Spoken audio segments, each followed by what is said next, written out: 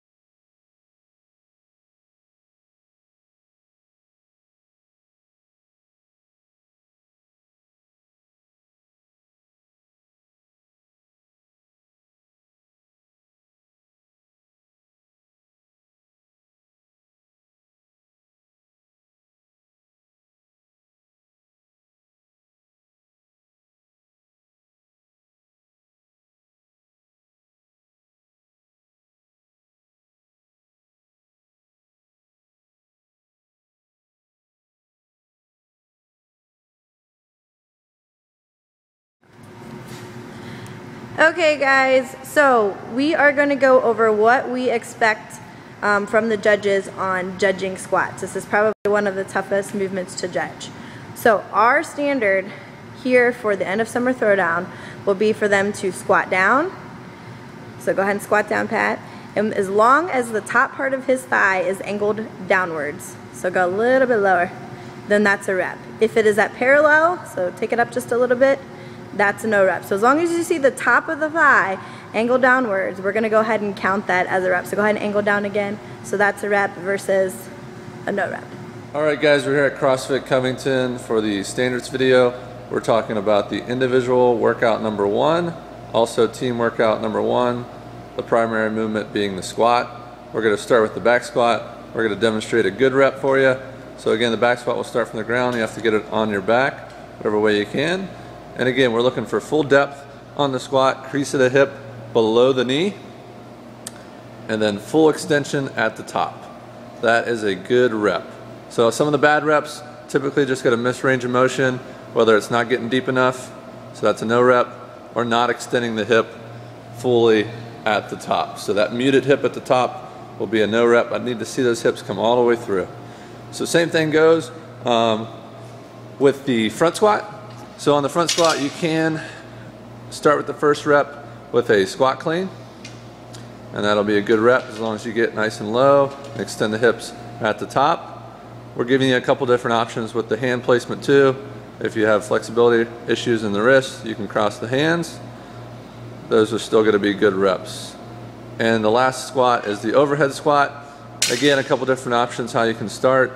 You can squat snatch it, and again, get full depth, extension at the top, that's a good rep. You can power snatch it and then begin your first rep, or however you have to get the bar in position. But again, we do need to see control at the top, especially on the overhead squat, and we do need to see those arms locked out. So any bent arms or instability at the top of the movement will result in a no rep. And this is for the team and individual workout number 1, day 1 at the track.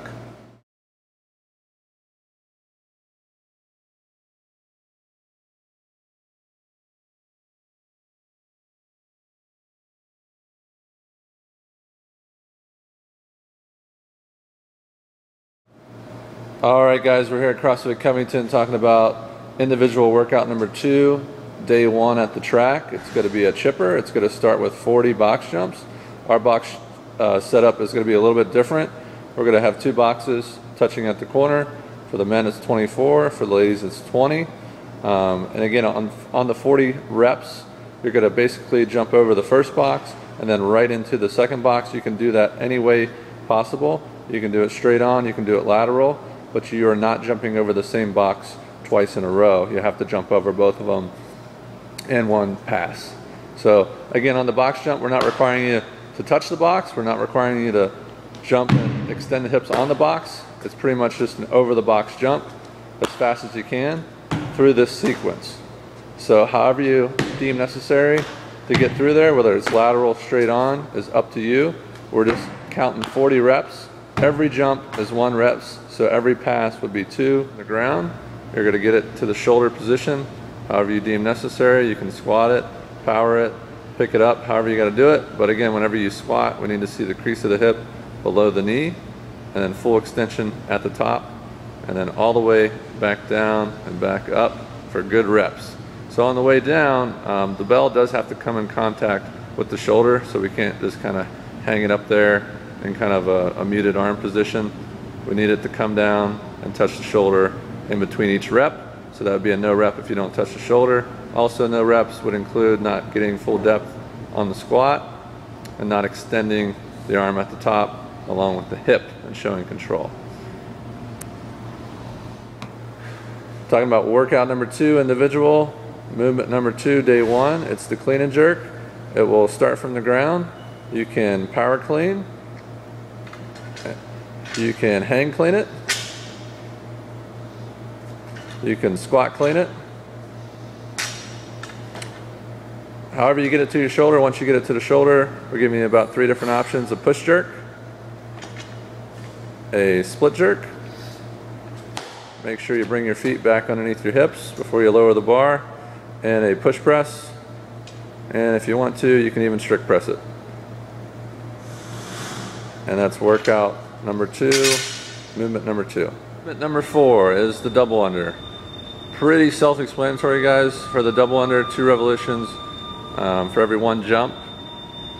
If you guys do strip up and say he's on number 10, we're going back to number 9 for the reps on the double unders.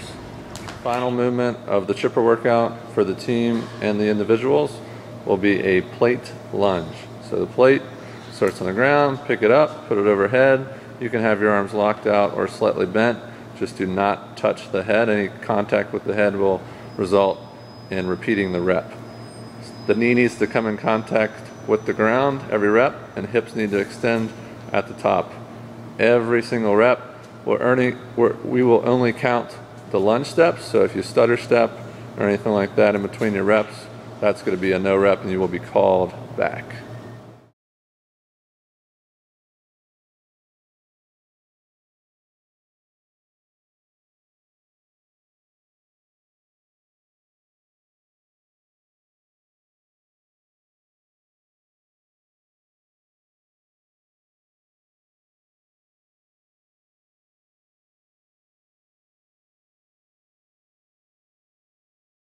Alright guys, we're back here at Covington.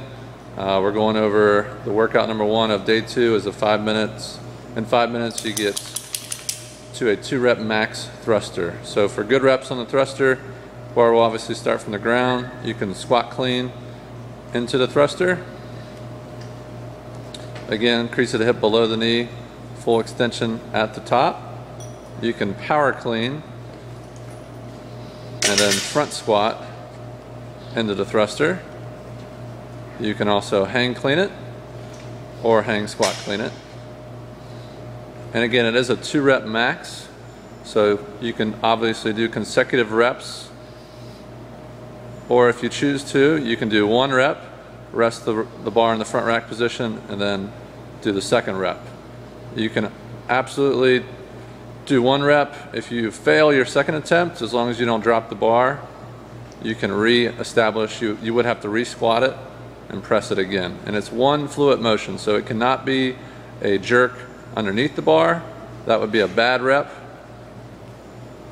You cannot drop the bar after the 1st rep and then go for your 2nd rep. If you do not get proper depth,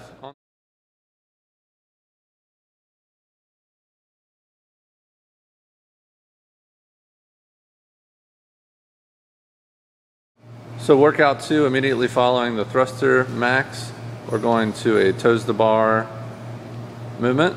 On the toes to bar, Again, for a good rep, hanging from the bar, the feet will pass behind the bar you hang from and touch the bar at the same time in between the hands. So again, the no reps here would be just the feet hanging out in that frontal plane, not passing behind the bar. So staying in front there would be no rep. Also, if the feet don't hit at the same time, so a little pitter patter, that would be a no rep. And also if the feet are going to hit outside of your hands, so if you have a narrow grip and you're going outside, that is a no rep. Workout number 2, movement number 2 is the burpee. The burpee will start in the standing position. You'll go to the ground, touch the chest. You'll jump up, full hip extension, clap the hands above or behind the head.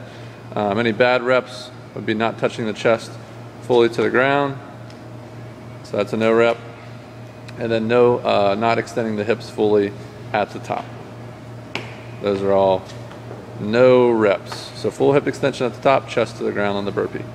Workout 2, day 2, movement number 3 is the chest to bar pull-ups.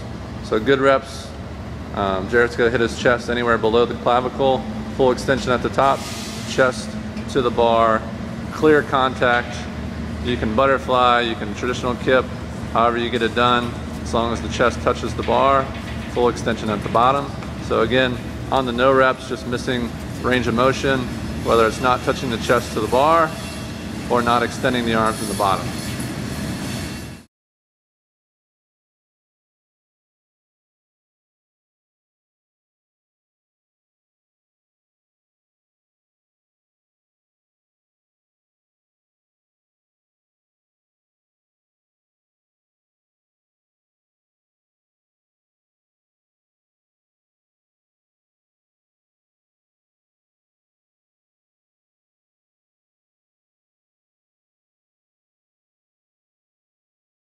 All right, we're talking about the last individual workout. The movement is the snatch.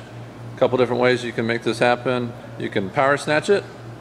Again, the bar will start on the ground, finish one continuous motion overhead, arms locked out. You can squat snatch it. And again, on the squat snatch, you do not have to pass below parallel. It's just any snatch, any means necessary. It's not a squat snatch. You can also muscle snatch it. Some of the bad reps would be not touching the ground in between your reps. That would be a no rep. Or just not locking out at top, showing control. So no lockout, that would be a bad rep. Workout number 3, day 2, individual, men and women. Talking about the muscle up, we will let you guys set the rings to whatever height you would like to. We'll also let you have a box if you need to. Good reps for the muscle up. You'll start in the locked out bottom position and then fully pull yourself above the rings and lock the arms out at the top for a good rep.